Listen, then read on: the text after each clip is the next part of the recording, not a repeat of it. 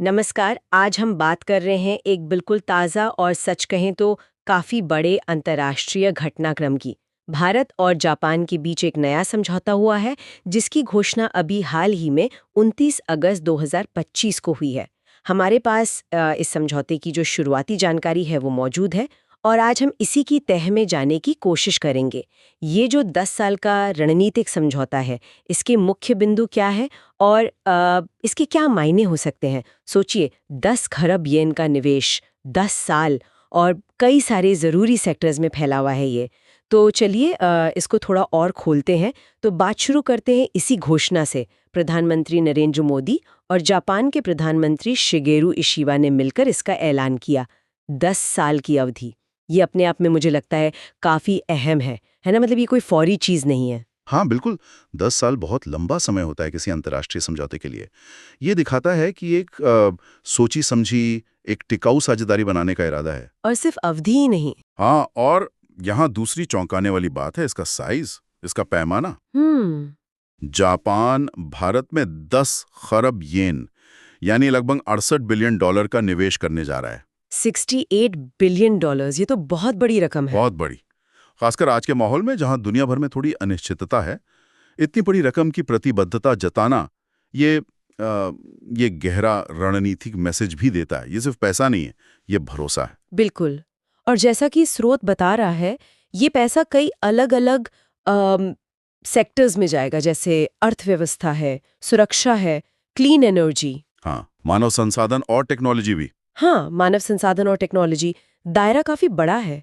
तो अगर हम पहले अर्थव्यवस्था और टेक्नोलॉजी की बात करें, क्योंकि ये भारत के लिए अभी बहुत फोकस वाले एरिया है, इन पर इस निवेश का कैसा असर आप देखते हैं? देखिए, इसको अगर हम भारत की जो मौजूदा महत्वाकांक्षाएं हैं उनसे जोड़ें तो ये निवेश बुनियादी ढांचे में यानी इंफ्रास्ट्रक्चर में, मैन्युफैक्चरिंग यानी विनिर्माण क्षमता बढ़ाने में और खास तौर पर टेक्नोलॉजी इनोवेशन में एक बड़ा बूस्ट दे सकता है। हाँ। और स्रोत में एक बात लिखी है, make in India, make for the world.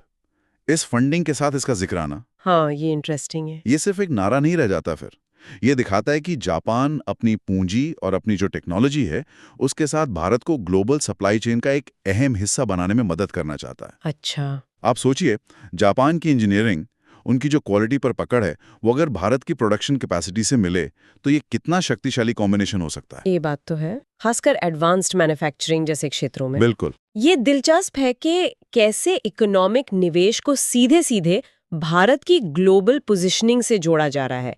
लेकिन स्रोत एक और पहलू पर भी जोर देता है और वो है सुरक्षा, सिक्योरिटी। कहा गया है कि दोनों नेताओं ने क्वाड यानी जो भारत, जापान, अमेरिका, ऑस्ट्रेलिया का ग्रुप है, उसके प्रति अपनी कमिटमेंट दोहराई। तो ये जो द्विपक्षीय समझौता है भारत और जापान के बीच, ये उस बड़े ग्रुप क्वाड से कैसे जुड़ता है? इसका क्या कनेक्शन है? देखिए, ये एक बहुत ही महत्वपूर्ण कनेक्शन है। ये समझौता साफ तौर पर भारत और जापान के बीच जो स्ट्रेटेजिक अलाइनमेंट है, जो रणनीतिक तालमेल है, उससे और मजबूत करता है। क्वाड के ये दो बहुत प्रमुख सदस्य हैं। जब ये दोनों देश आपस में इतने गहरे और इतने लंबे समय के लिए समझौता करते हैं, तो ये क्वाड के जो कलेक्टिव विल है, उसको भी ताकत देता है। अच्छा। ये संभव है कि ये समझौता उनके बीच जो द्विपक्षीय यानी बायलैटरल सिक्योरिटी कोऑपरेशन है, हाँ। उसके लिए एक ठोस जमीन तैयार करे। जैसे कि किस तरह का सहयोग? जैसे हो सकता है ज़्यादा एडवांस लेवल के जॉइंट मिलिट्री एक्सरसाइज हों, या इंटेलिजेंस शेयरिंग के बेहतर तरीके बने, या फिर डिफेंस टेक्नोलॉजी में मिलकर कुछ काम करें। और ये सारी चीज़ें मिलकर क्या करेंगी?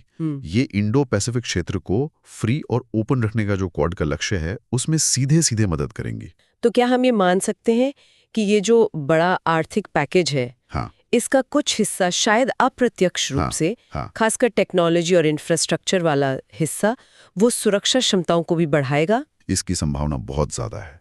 और यहीं पर वो बात आती है जिसे ड्यूअल यूज कहते हैं। ड्यूल यूज यानी दोहरा इस्तेमाल। हाँ, दोहरा इस्तेमाल। मतलब अगर ये निवेश ऐसी जगहों पर बंदरगाह बनाने में लगता है जो रणनीतिक रूप से अहम है, या सीमा के पास कनेक्टिविटी बढ़ाने वाले प्रोजेक्ट्स में लगता है, या फिर मान लीजिए अगली पीढ़ी के सिक्योर कम्युनिकेशन नेटवर्क बनाने में, अच्छा, तो इसका फायदा सिविलियन जरूरतों के लिए तो होगा ही, साथ मिलिट्री या सिक्योरिटी मकसदों के लिए भी हो सकता है। समझ गए। तो ये एक तरीका है जिससे आर्थिक विकास और रणनीतिक मजबूती साथ साथ चल सकती हैं। सही है। तो मतलब अर्थव्यवस्था और सुरक्षा, ये दोनों पहलू काफी जुड़े हुए लगते हैं इस समझौते में। बिल्कुल। स्रोत में क्लीन एनर्जी यानी स्वच्छ ऊर्जा का भी जिक्र है। आज के टाइम में तो ये बहुत बड़ा मुद्दा है। क्लाइमेट चेंज को देखते हुए पूरी दुनिया इस पर फोकस कर रही है। इस समझौते में इसके होने का क्या खास मतलब है? स्वच्छ ऊर्जा का शामिल होना इस समझौते को एक तरह से फ्यूचर प्रूफ बनाता है। फ्यूचर प्रूफ कैसे? ऐसे कि देखिए, जापान के पास हाइड्रोजन फ्यूल जैसी टेक्नोलॉजी है, एडवांस सोलर पैनल्स हैं, बेहतर बैटरी स्टोरेज पर वो काम कर रहे हैं।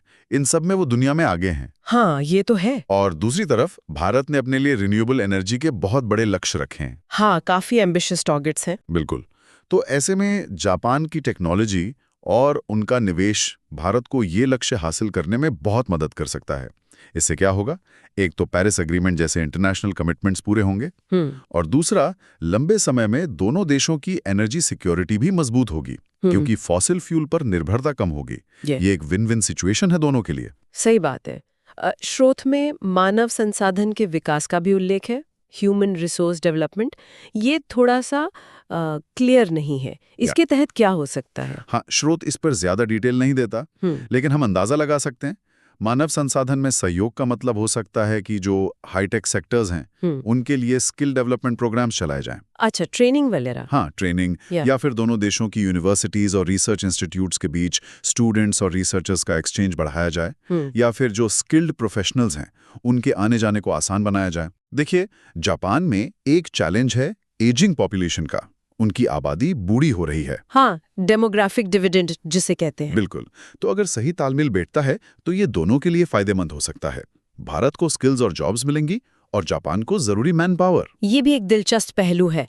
तो अगर हम इन सारे हिस्सों को जोड़ें, अर्थव्यवस्था, सुरक्षा, क्लीन एनर्जी, मानव संसाधन, टेक्नोलॉजी, तो ये तस्वीर बनती है कि ये सिर्फ कोई ट्रेड डील या इन्वेस्टमेंट पैक्ट नहीं है, ये उससे कहीं